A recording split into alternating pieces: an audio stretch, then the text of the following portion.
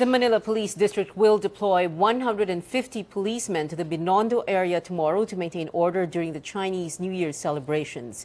In addition, 30 Special Weapons and Tactics or SWAT personnel will monitor the area, while 50 other police officers will be standing by at the MPD headquarters. Meanwhile, 50 policemen and 8 SWAT personnel will be on hand during the Chinese New Year celebration at the Luneta Grandstand on Sunday. MPD Operations Deputy Director Chief Superintendent Ronald Estillas says the MPD has not received any threat on tomorrow's event, although he has instructed his policemen to be on alert during the occasion.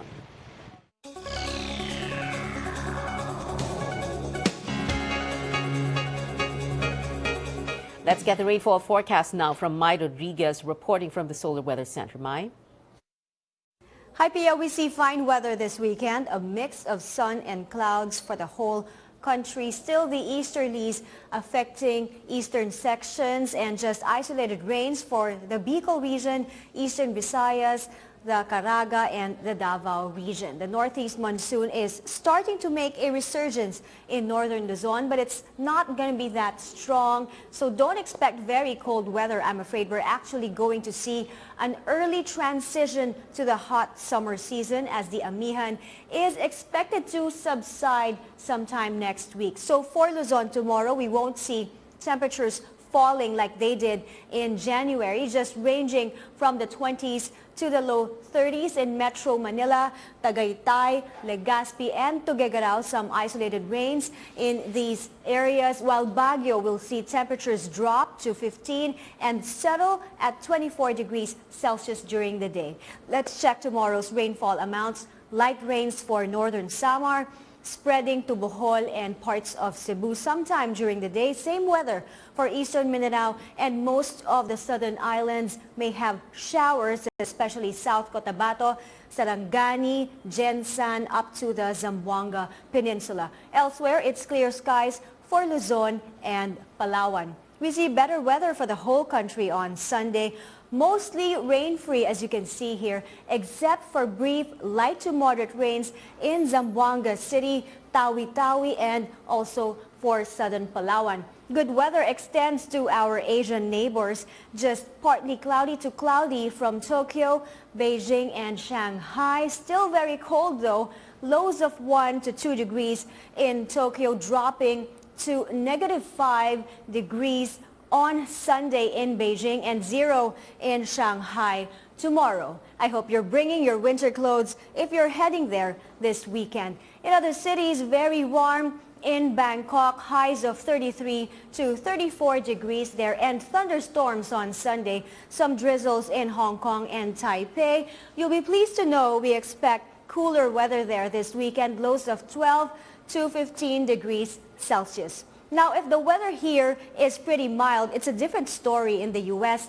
The Northeast is actually bracing for what could be an historic blizzard. Nearly 3,000 trips or flights, also bus trips, were canceled and emergency crews are on standby. The reason behind this, the wintry blast churning across the nation as a cold front and also a cold front barreling up the East Coast will unite. This is expected to dump as much as a foot of snow in New York and up to 3 feet in Boston Friday overnight into Saturday.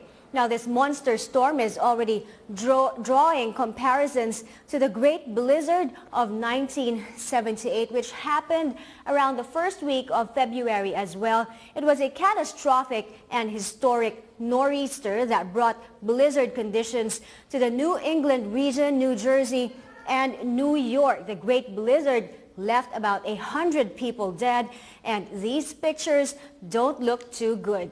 Now let's look at the current global satellite image for that region. We're showing you the two ferocious storm systems about to converge across the northeast. This is going to bring snow and then rain and cause severe coastal flooding and also potential power outages. Forecasters have already warned of whiteout conditions across New England and parts of New York. Huge parts of this region are now under a blizzard watch.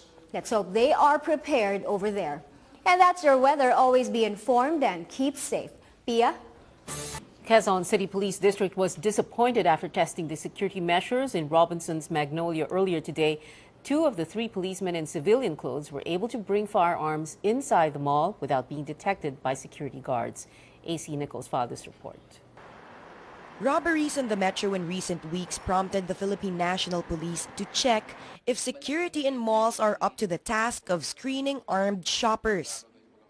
Quezon City Police, led by Senior Superintendent Richard Albano, today tested security at Robinson's Magnolia in Cubao. 3 QCPD police dressed as civilians brought a gun and tried to enter the mall.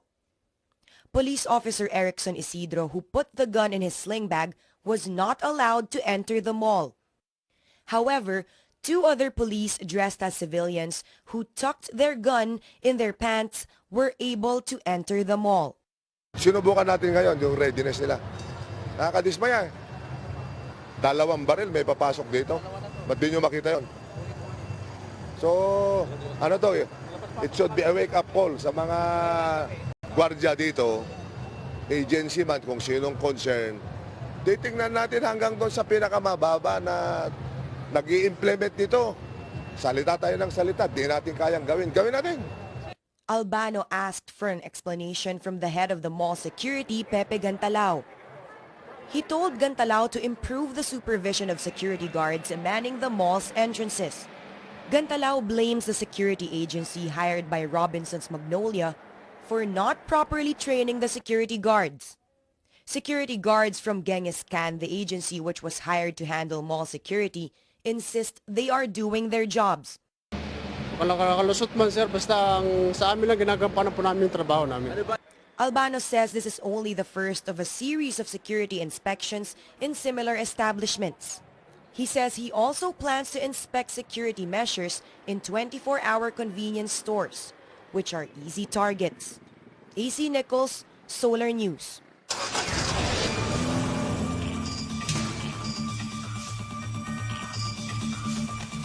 Let's get the latest on the road from Jelly Bilhera. She's reporting live from EDSA Mega Mall. Jelly?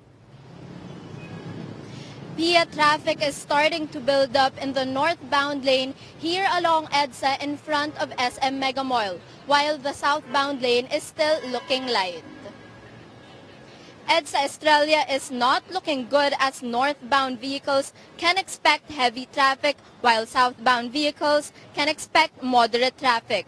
For those heading south tonight, expect moderate traffic in EDSA Muñoz, which will become heavy towards Timog. Traffic will become moderate again heading towards EDSA Ayala Evangelista. Those heading north will experience moderate traffic in Taft Avenue, where it becomes heavy going towards Ayala all the way to White Plains. And motorists will experience moderate traffic starting from Trinoma to Muñoz. And that's the latest traffic situation. Back to you, Pia. Thank you, Jelly Bilhera, reporting live from EDSA Mega Mall. Bureau of Customs recognized Phoenix Petroleum as among the country's top importers for 2012. Phoenix Petroleum emerged as top 7 importer after paying 4.733 billion pesos in taxes to the government. It also held the same spot in 2011 after paying 3.69 billion pesos in taxes. The United Nations Food and Agriculture Organization reports a stability in world food prices. This after the organization reported a 3-month decline in food prices. The UNFAO Food Price Index, which measures monthly changes in international prices of meat, dairy, cereals, oils, and fats and sugar, remained at 210 points in January 2013. The UNFAO says the stability is due to the balance between the increased prices for oil and fat products and the lower prices of cereal and sugar products.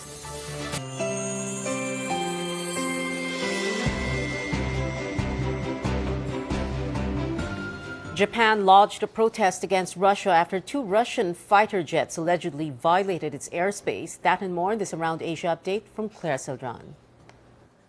Japan accused Russia of intruding its airspace, saying that 2 fighter jets entered its territory near the disputed Kuril Islands. The incident prompted Tokyo to send its combat fighters and lodge a protest. Russia, which was holding military maneuvers around the disputed area, denied violating Japan's exclusive territory. In Bangladesh, thousands joined a rally demanding the execution of a leader of the country's biggest Islamist party who was sentenced to life in prison for war crimes. A war crimes tribunal sentenced Abdul Qadir Molla for murder, rape, and torture charges in 1971 when Bangladesh struggled to break away from Pakistan. The protest followed a national strike, now on its second day.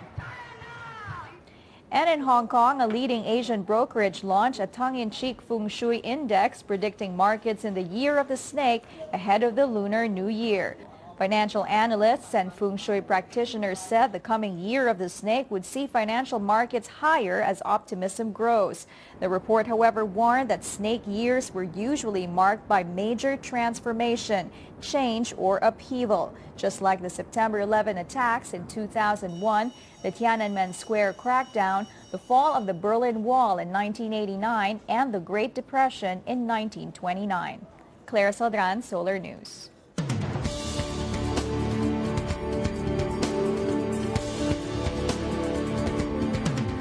In the United States House, Democrats outlined new gun control proposals to address gun violence in the country. Claire Sadran is back with this World Update.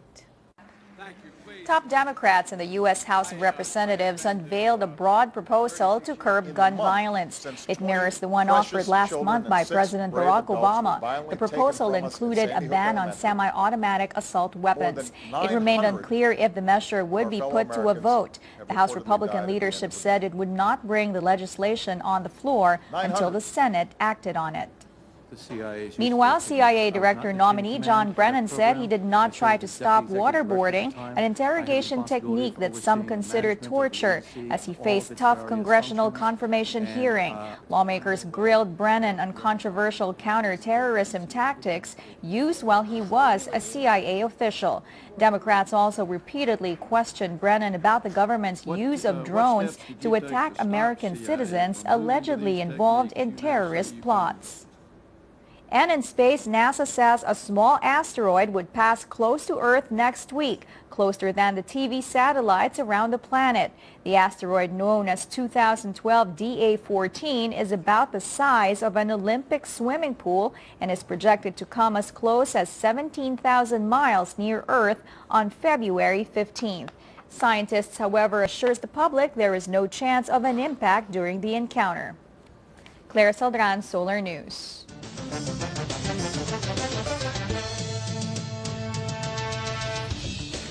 Here's sports with Gino Rufino. Gino. Thanks, Pia. Dwight Howard answers the call of Laker fans and teammates to play through the pain, but it still wasn't enough against the rivals Celtics in Boston. As Formula One testing continues in Spain. But first, let's tee things off with some golf news from Pebble Beach. Hunter Mahan, who has long relished playing golf on the picturesque Monterey Peninsula, birdied 5 of his first 7 holes on the way to share of the first round lead in the Pebble Beach National Pro-Am on Thursday. In pursuit of his 6th title on the U.S. circuit, Mahan mixed 7 birdies with a lone bogey to end the day level with little-known Briton Russell Knox, who carded a 6 under 64 on the short course at Monterey Peninsula Country Club.